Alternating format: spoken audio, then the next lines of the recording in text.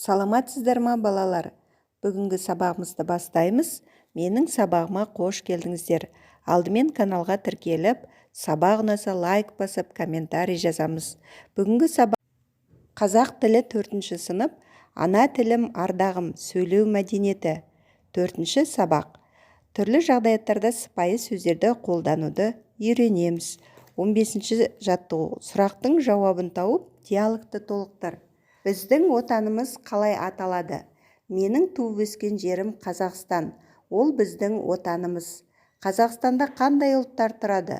Қазақстанда 130 астам ұлт тұрады. Олар қазақ, орыс, украина, неміс, өзбек, армян. Қазақстан Республикасының мемлекеттік тілі қандай? 1989 жылы қазақ тілі мемлекеттік мәртебе алды. Қазір Қазақстан қандай мемлекет? Қазір Қазақстан дамыған мемлекет. 16-шы жаттығу. Мәтінді тиісті дауыс ырғағымен оқы. Мен тыныс алуға сәл кідірдім. Отырғандар мадақтап ала жөнелді. Ой, азаматым, мынау бір өнерлі бала ғой. Қатырып оқиды екен, тамаша оқиды екен, деп қолпаштап жатыр. Міне жыр да оқылып бітті. Ой, көп жаса, бір жасың мың болсын.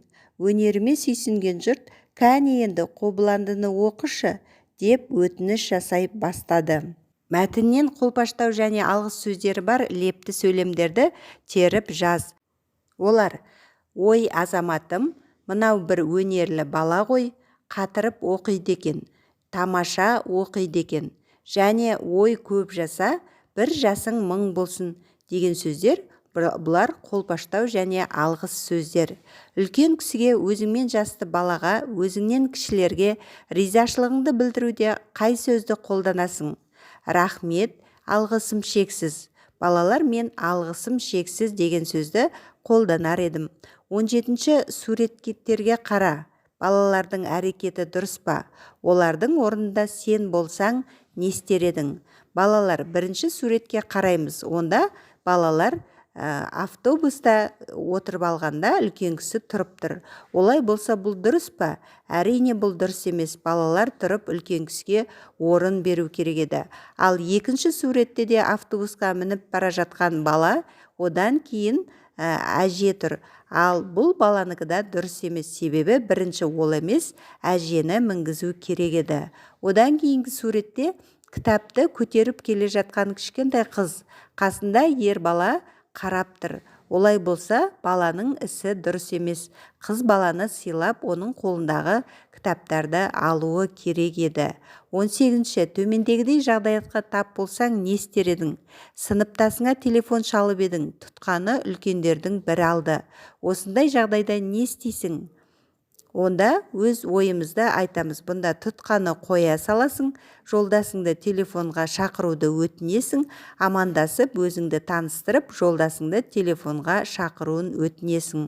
Олай болса, бұнда амандасып, өзіңді таныстырып, жолдасыңды телефонға шақыруын өтінесің дегенді таңдаймыз. 19-ші жаттығу. Суретке қара. Жол ережесін бұзуға болмайтын туралы оқушыларға кеңес беріңдер. Яғни суретті қыз балалар машинаға қарамай жолдан өтпекші болды. Олай болса, бұл қыз балалардың жасаған қылықтары дұрыс емес. Олар машинаны өткенін қарап күтіп тұру керек. Содан кейін барып жолдан өту керек.